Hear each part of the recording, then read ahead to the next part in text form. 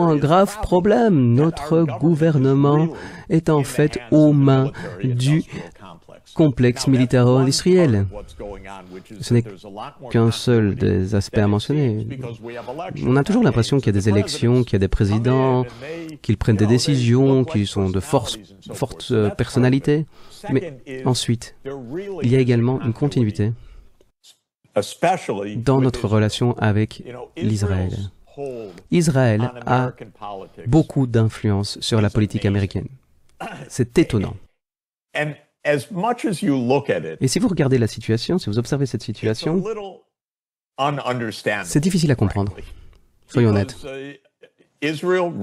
Israël prend les décisions pour la politique étrangère américaine. Nous nous sommes retrouvés en guerre plus souvent à cause d'Israël que d'autres décideurs. Nous avons combattu dans plus de guerres de Netanyahou que nos propres guerres et c'est clairement vrai. Alors pourquoi? C'est un peu mystérieux. Une partie de la réponse, c'est celle-ci. C'est qu'il y a un lobby pro-israélien très puissant aux États-Unis. Et il s'appuie sur deux composants. Tout d'abord, il y a beaucoup d'Américains juifs, mais il y a un autre composant à prendre en compte. C'est assez étonnant d'ailleurs. C'est le fait qu'il y a 50 millions de chrétiens évangéliques aux États-Unis qui lisent le livre de l'Apocalypse et disent qu'il est très important d'amener l'Armageddon et la seconde venue du Christ, et puis le millénaire de règne du Christ en ramenant les Juifs sur la Terre Sainte. C'est étonnant à dire, mais c'est vrai, ils le pensent vraiment. Et allons plus loin, ceci a des implications politiques. Nous pensons que cela représente 45% des électeurs de Trump, ces chrétiens évangéliques. Donc il y a tout ce lobbying, il y a cette idée de l'État profond qui se dit que Israël et le Mossad en particulier sont magnifiques, ils sont très forts, ils tuent, ils assassinent, ils font notre sale boulot et ils sont impitoyables et en plus ils sont de notre côté. Donc il y a vraiment une connexion forte entre l'État profond, la CIA et le Mossad qui remonte à des décennies. Donc c'est très puissant. Eh bien, vous savez qui a utilisé, c'est intéressant, mais qui a utilisé en premier cette phrase? C'est le Likoud en Israël qui nous a dit « Du Jourdain à la mer, tout est Israël ». Donc, la première chose que je ferais, ce serait de dire, nous savons qu'il y a des extrémistes de chaque côté.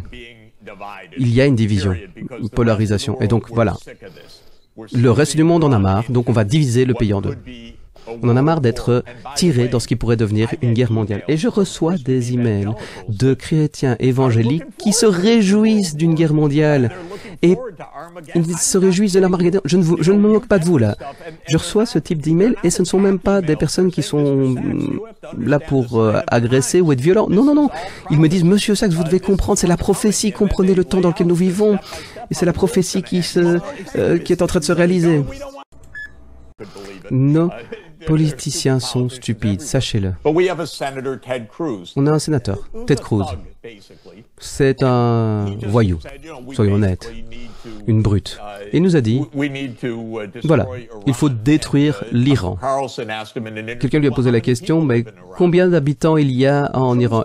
Ted Cruz n'en avait pas la moindre idée. Bonjour à tous. Il vient de se produire au cœur de l'Assemblée nationale il y a quelques heures un grand hold-up contre notre énergie avec des éoliennes imposées partout sur terre, sur mer, la fin de notre indépendance énergétique, des factures d'électricité 3 fois trop élevées. Et tout ça, on l'avait prévu ces dernières semaines, ces derniers mois sur cette chaîne. On avait dit que ceux qui vous vendaient trop vite des grandes victoires mentaient aux Français.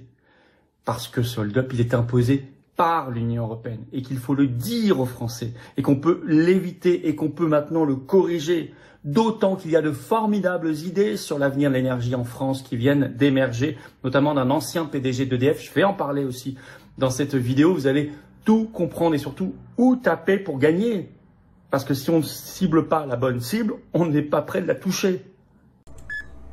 Jean-Noël Barrot a quand même parlé d'une menace, de la menace...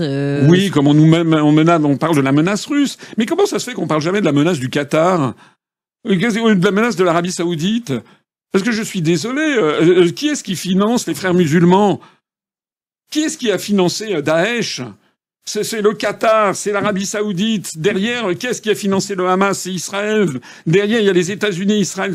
Mais ça, quand vous dites ça, jamais il y a le moindre répondant, ni chez Monsieur Zemmour, ni chez Madame Le Pen, ni chez Bardella. C'est-à-dire que derrière les attentats islamistes qu'il y a en France et les frères musulmans, c'est pas l'Iran. L'Iran a fait des attentats en France, mais il faut remonter à l'affaire de la rue de Rennes. C'est-à-dire, dans les années 80, c'était dans le contentieux Eurodif. Mais depuis lors, contrairement à ce qu'a dit Madame Le Pen, l'Iran, c'est pas l'Iran qui fait des attentats en France.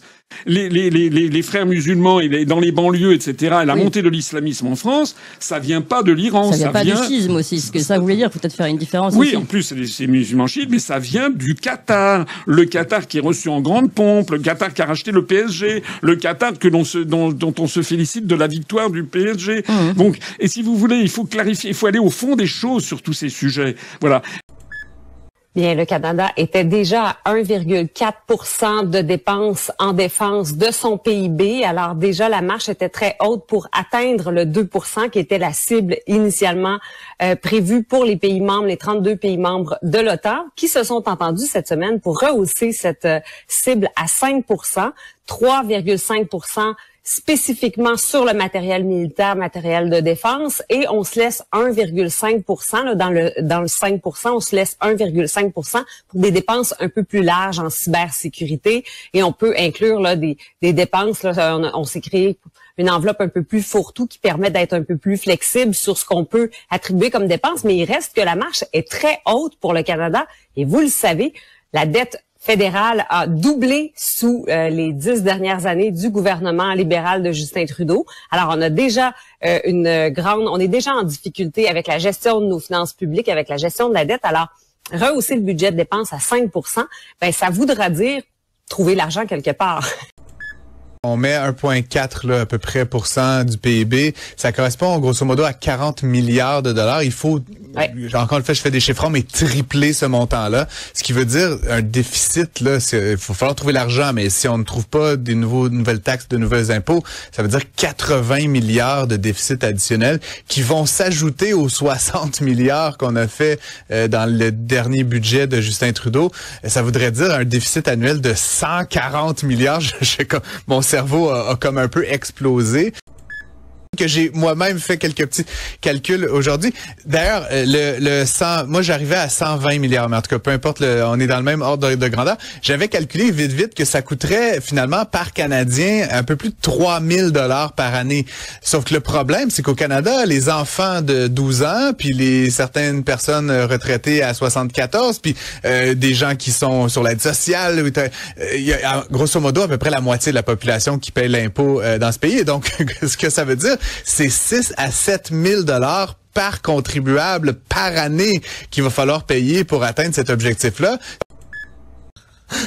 Non, mais en plus, faut spécifier que ces dépenses-là, ce sont carrément des transferts d'argent public vers des entreprises privées, hein, parce que si on augmente les budgets en défense, eh ben c'est le complexe militaro-industriel qui en profite. Ce sont les entreprises en défense, en espérant que la majorité de ces entreprises soient en sol canadien et permettent de créer des bons ou de maintenir des bons emplois. Mais il reste que ce sont vraiment des transferts. Alors, à la différence de l'argent qu'on pourrait mettre en santé ou en éducation, où est-ce que là, ben ça se retourne, c'est de l'argent qu'on prend dans les poches des contribuables, mais qu'on retourne en service auprès des contribuables. Là, c'est vraiment, en matière de défense, l'argent qu'on prend dans vos poches chez les contribuables et qu'on envoie dans des entreprises privées. Alors, c'est aussi ça qu'il faut réfléchir là, quand on analyse le budget.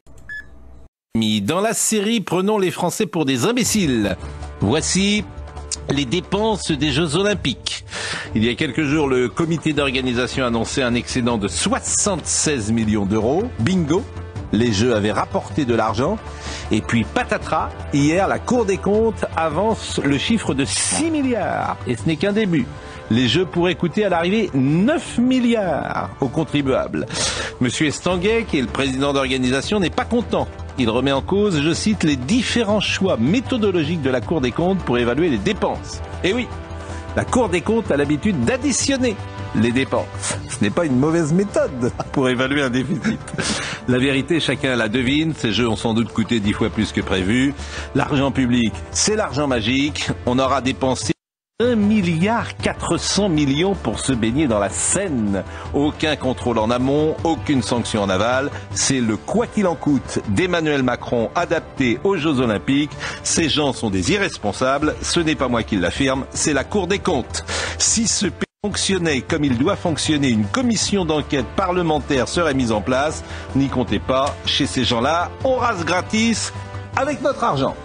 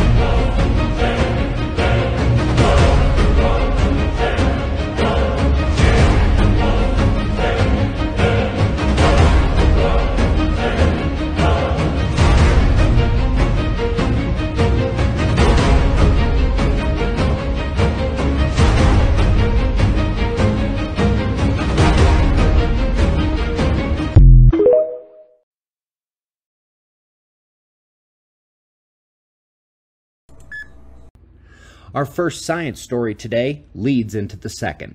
The definitive stamp on how the sun impacts isotope dating, both via its space weather activity and via the modulation of it by Earth's magnetic field. This is critically important for geologists to nail down, which they haven't fully done yet, and it's why the same event can appear significantly off in time when you find its evidence across the world. Here, the Noah event, the Tianqi excursion from 6,000 years ago, shows up a bit more recently when you look to Sweden's evidence. Now, this one is only partially about isotopes and partially about where the magnetic pole actually was moving at the time, was passing over Scandinavia during the primary excursion, meaning that it wasn't until it settled further north and west that they had their drop in intensity.